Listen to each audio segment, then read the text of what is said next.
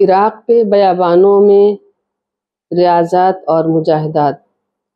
حضور غوث اعظم غوث پاک رضی اللہ تعالیٰ عنہ نے اپنے مجاہدات اور ریاضات کے بارے میں فرمایا کہ میں 25 برس تک عراق کے بیابانوں میں تنہا پھرتا رہا اور مجھے کوئی بھی پہچانتا نہ تھا، البتہ اس وقت میرے پاس جنات آیا کرتے تھے اور میں انہیں علم طریقت اور اصول اللہ کی تعلیم دیا کرتا تھا۔ ایک مرتبہ حضرت خضر علیہ السلام میرے ہمراہ ہوئے، لیکن اس وقت میں آپ کو پہچانتا نہ تھا۔ پہلے آپ نے مجھ سے عہد لیا کہ میں آپ کی مخالفت نہ کروں گا۔ اس کے بعد آپ نے مجھ سے فرمایا میرے آنے تک یہیں پر رہو۔ آپ ہر سال آتے اور یہی فرما جاتے کہ میرے آنے تک یہیں پر رہو۔ میں 3 سال اسی ایک مقام پر رہا۔ اس اثنا میں دنیا اور دنیاوی خواہشات اپنی اپنی شکلوں میں میرے پاس آیا کرتی۔ سبحان اللہ، اللہ اکبر، مگر اللہ تعالیٰ مجھے ان کی طرف التفات کرنے سے محفوظ رکھتا۔ اللہ اکبر، سبحان اللہ۔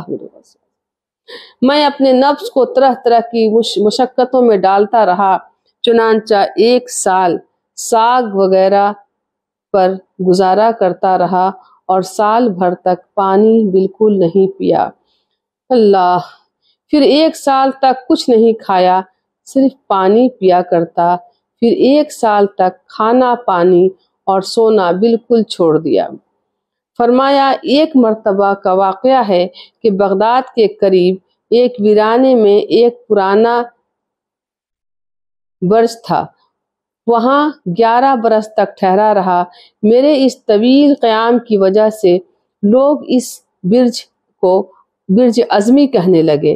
میں اس برج میں ہر وقت یاد الہی میں مشغول رہتا۔ میں نے اللہ تعالیٰ سے عہد کیا تھا کہ میں اس وقت تک نہ کھاؤں گا جب تک مجھے کوئی منہ میں لقمہ نہ دے، اور اس وقت تک پانی نہ پیوں گا جب تک کہ مجھے کوئی پانی نہ پلائے۔ چنانچہ متواتر 40 روز تک میں نے نہ کچھ کھایا اور نہ کچھ پیا۔ 40 روز کے بعد ایک شخص آیا اور روٹی سالن میرے سامنے رکھ کر چلا گیا۔ بھوک کی شدت کی وجہ سے میرے نفس نے چاہا کہ روٹی کھا لوں، لیکن میرے دل نے آواز دی کہ اپنا عہد نہ توڑنا۔ پھر میں نے اپنے اندر ایک شور سنا جس سے الجوع الجوع یعنی بھوک بھوک کی آواز سنائی دی۔ میں نے اس طرف کچھ التفات نہ کیا۔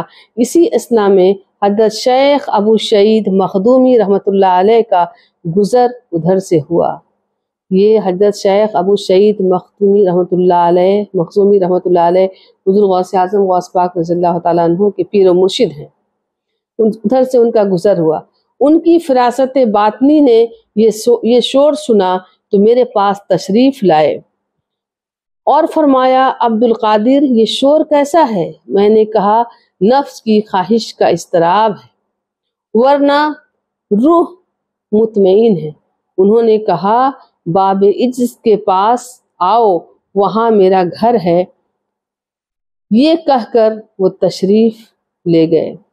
ابھی میں سوچ ہی رہا تھا کہ حضرت خضر علیہ السلام تشریف لائے اور فرمایا اٹھیے، حضرت ابو سعید مخدومی رحمۃ اللہ علیہ کے گھر تشریف لے جائیے۔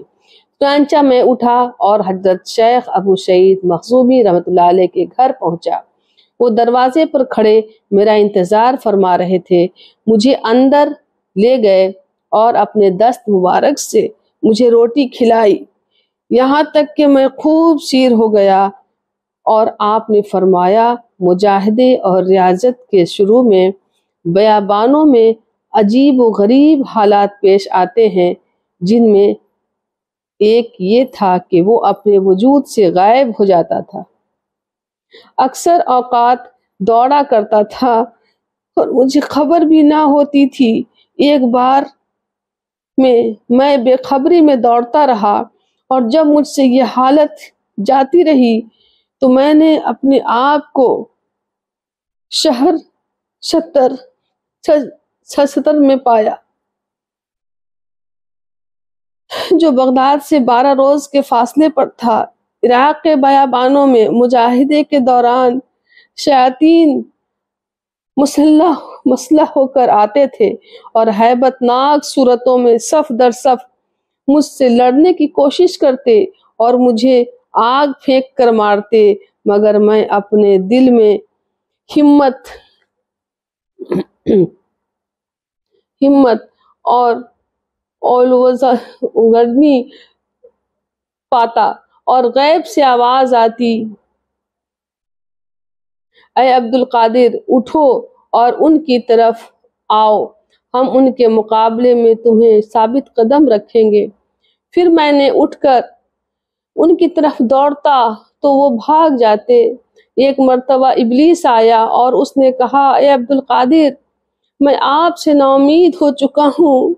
میں نے کہا، یہاں سے دفع ہو جا، میں تیرے جانب سے کسی حالت میں مطمئن نہیں۔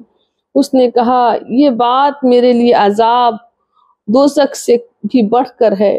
پھر اس نے بہت سے شرک اور وساوس کے جال بچھا دیے۔ میں نے پوچھا، یہ جال کیسے ہیں؟ تو مجھے بتلایا گیا کہ دنیاوی وساوس کے وہ جال ہیں جن سے شیطان شکار کرتا ہے۔ تو میں نے اس مردود کو ڈانٹا تو وہ بھاگ گیا، اور سال بھر تک میں نے توجہ کی، یہاں تک کہ وہ جال ٹوٹ گئے۔ سبحان اللہ۔ پھر اس نے بہت سے اسباب ظاہر کیے۔ میں نے پوچھا، یہ کیا ہے؟ تو مجھے بتلایا گیا کہ یہ خلق کے اسباب ہیں۔ سال بھر تک میں نے توجہ کی، یہاں تک کہ یہ اسباب منقطع ہو گئے۔ سبحان اللہ۔ پھر مجھ پر میرے باطن کا انکشاف کیا گیا تو میں نے اپنے دل کو بہت سے علائق سے وابستہ دیکھا۔ میں نے دریافت کیا کہ یہ کیا ہے، تو مجھے بتلایا گیا کہ یہ علائق تمہارے ارادے اور تمہارے اختیار ہیں۔ پھر میں نے 1 سال تک ان کی طرف توجہ کرتا رہا، یہاں تک کہ وہ سب خلائق مجھ سے منقطع ہو گئے۔ سبحان اللہ۔ پھر مجھ پر میرا نفس ظاہر کیا گیا تو میں نے کہا، اس کے امراض ابھی باقی ہیں اور اس کی خواہش زندہ ہے۔ تو سال بھر تک میں نے اس طرف توجہ کی تو یہاں تک کہ نفس کے کل امراض جڑ سے جاتے رہے۔ سبحان اللہ۔ اور اب اس میں امر الہی کے سوا کچھ باقی نہ رہا اور میں تنہا ہو کر اپنی ہستی سے جدا ہو گیا اور میری ہستی مجھ سے الگ ہو گئی۔ تب بھی میں اپنے مقصود کو نہیں پہنچا تو میں توکل کے دروازے پر آیا تاکہ اس دروازے سے میں اپنے مقصود کو پہنچوں۔ میں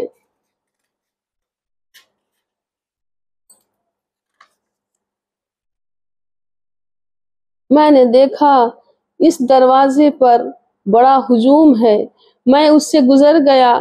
پھر میں شکر کے دروازے پر آیا، اس دروازے پر بھی ہجوم نظر آیا، میں گزر گیا۔ اس کے بعد غنا کے دروازے پر آیا، یہاں بھی بہت ہجوم دیکھا، یہاں سے بھی گزر گیا۔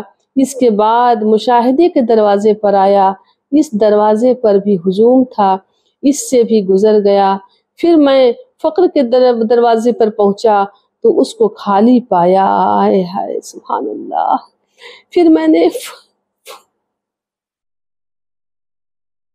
فقر کے دروازے پر پہنچا تو اس کو خالی پایا۔ میں اس میں داخل ہوا اور اندر جا کر دیکھا تو جن جن چیزوں کو میں نے ترک کیا تھا وہ سب موجود تھی۔ یہاں سے مجھے ایک بہت بڑے روحانی خزانے کی فتوحات حاصل ہوئی، روحانی عزت، غنائے حقیقی اور سچی آزادی ملی۔ میں نے اپنی جست کو مٹا دیا اور اپنے اوصاف کو چھوڑ دیا، جس سے میری ہستی میں ایک دوسری حالت پیدا ہو گئی۔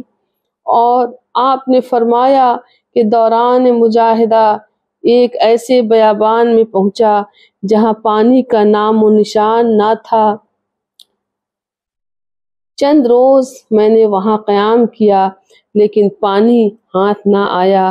جب پیاس کا غلبہ ہوا تو حق تعالیٰ نے بادلوں کا ایک ٹکڑا بھیجا، سبحان اللہ سبحان اللہ، جس نے میرے اوپر سایہ کر دیا، اور اس میں سے کچھ قطرات ٹپکے جنہیں پی کر تسکین ہوئی۔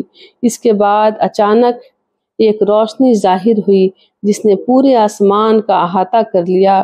اس میں سے ایک عجیب و غریب شکل نمودار ہوئی اور آواز آئی، اے عبد القادر، میں تمہارا پروردگار ہوں، اور جو میں نے دوسروں پر حرام کیا تھا وہ تم پر حلال کر دیا، نعوذ باللہ، لہٰذا تم جو چاہو کرو۔ میں نے کہا، اعوذ باللہ من الشیطان الرجیم، اے ملعون دور ہو جا۔ اچانک وہ روشنی تاریکی سے بدل گئی اور وہ صورت دھواں بن کر کہنے لگی، آپ اپنے علم کی وجہ سے بچ گئے، میں نے اس ترکیب سے 70 اہل طریقت کو گمراہ کیا ہے۔ میں نے کہا، یہ سب میرے اللہ تعالیٰ ہی کا فضل ہے اور وہی نگہبان ہے، سبحان اللہ سبحان اللہ۔